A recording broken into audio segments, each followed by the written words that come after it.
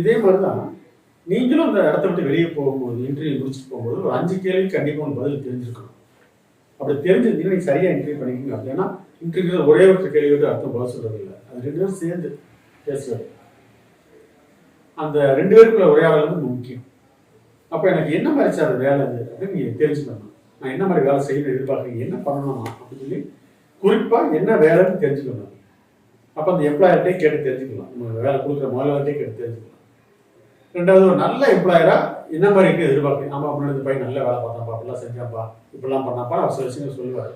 அது நமக்கு ஒத்து வருமானு முதலே பார்த்துக்காங்க. அப்போ அந்த முன்னாடி வேலை பார்த்தவர் எப்படி இருக்கான்னு அவர் பெருமையாக சொல்கிற மாதிரி அந்த லிஸ்ட்டில் நம்மளும் வர மாதிரி இருக்கும். அப்போ அந்த மாதிரி அளவுக்கு நம்ம யோசிச்சு பார்ப்போம். சரிங்க சார், அப்படியா சார், அப்படியா சார், சரிங்க சார், இப்போ இந்த மாதிரி செஞ்சால் நீங்கள் பெஸ்ட்டுன்னு சொல்லுவீங்களா சார் சொல்லி ஒரு பெஸ்ட்டு எம்ப்ளாயர் எப்படி இருக்காங்க அப்படி அந்த முதலாளி சொல்கிறத கவனமாக வாட்ச் பண்ணிக்கிறோம். அப்போ தான் நம்ம வந்து டெவலப் பண்ண வசதியாக இருக்கும். அதுக்கு அடுத்தபடி என்ன அப்படின்னு சொன்னால் இந்த மாதிரி வந்து வேலை சொன்னால் யாரோட வாய்ப்பு இருக்குது, என்ன மாதிரி மக்கள் இருப்பாங்க அப்படின்னு முதலே தெரிஞ்சுக்கணும். நல்லது. சப்போஸ் அங்கே நார்த் இந்தியன்ஸ் நிறையா இருக்காங்க அப்படின்னா அங்கே ஹிந்தி நம்ம தெரிஞ்சுக்கணும். இல்லை இப்போ கன்ஸ்ட்ரக்ஷன் சைட்னு வச்சுவாங்க, நம்ம வந்து ஹிந்தி தெரிஞ்சுதான் ஸ்போக்கன் ஹிந்தி தெரிஞ்சால் நல்லாயிருக்கும். ஸோ என்ன மாதிரி மக்கள்கிட்ட நான் பழக வேண்டியிருக்கு அப்படின்னு முதல்ல தெரிஞ்சது நல்லது. அதுக்கு அடுத்தபடியாக அங்கே இருக்கிறதுல வந்து எந்த விதத்தில் நான் வித்தியாசமாக இருப்பேன், எந்த வித்தியாசமும் நீங்கள் எதிர்பார்ப்பீங்க. எல்லாரும் வர்றாங்கப்பா, ரொம்ப லேட்டாக வர்றாங்கப்பா, பங்க்சுவலாக இல்லைப்பா, எல்லாரும் வர்றாங்க ஆனால் சீரியஸாக இல்லைப்பா அப்படின்னு சொல்லும்போது அந்த எந்த குறையை கவனிச்சுட்டு அந்த குறையை நான் சரி பண்ணியிருப்பேன் சார். கண்டிப்பாக நான் வந்து அந்த மாதிரி நடக்காது சார், என்னுடைய பொறுத்தல அது வித்தியாசமாக இருக்கும் சார், நான் கரெக்டாக செய்கிறேன் சார், நீங்கள் பூர்த்தி பண்ணுறேன் சார் சொல்கிற மாதிரி இருந்தால் நல்லாயிருக்கும். ஸோ எந்த விதத்தில் நான் வித்தியாசமாக நீங்கள் எதிர்பார்க்குற மாதிரி ஆனால் கண்டிப்பாக 100% எதிர்பார்க்குற மாதிரி நான் செய்வேன்னு நீங்கள் சொல்லிட்டீங்கன்னா ஓரளவுக்கு கேரண்டியாக சொல்ல முடியும் ஜாப் பற்றி.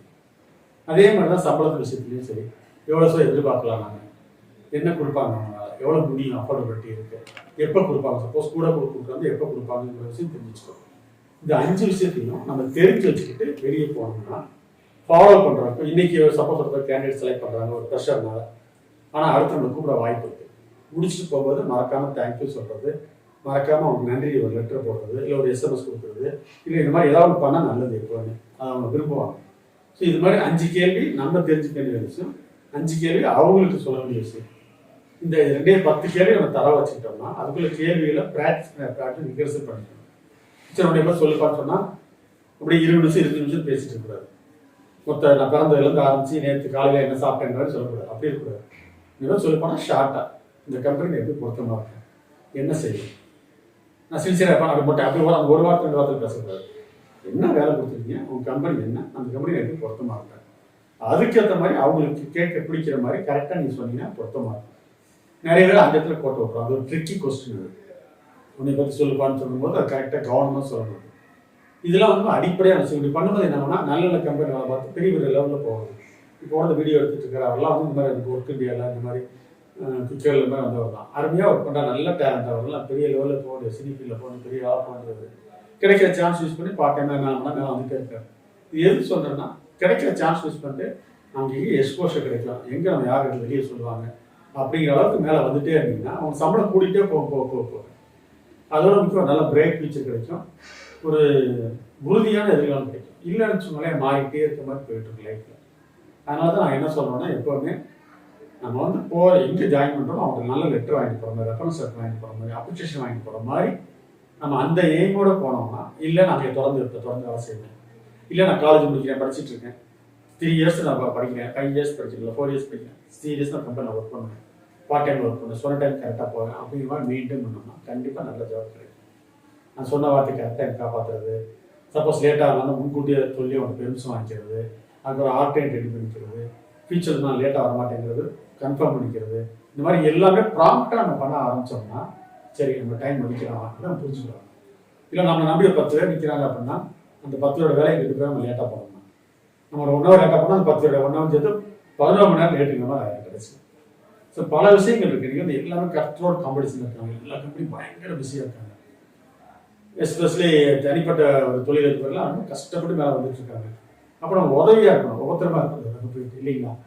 அதனால் நீங்கள் நல்லா அவங்க புரிஞ்சுக்கிட்டு நீங்கள் அவங்களுடைய இதை நினச்சி விற்கிற மாதிரி கூடு விட்டு கூடு பாஞ்சு ரேட் எடுக்கிறது, என்ன மாதிரி நிற்கிறது, என்ன மாதிரி செஞ்சு ஃபேஸ் பண்ணிட்டு இருக்காரு, எவ்வளோ டஃப் காம்படிஷன் இருக்காரு, எந்த விதத்தில் அதுக்கு உதவி செய்வேன், அதே இடத்துல எனக்கு என்ன பெனிஃபிட் கிடைக்கும்.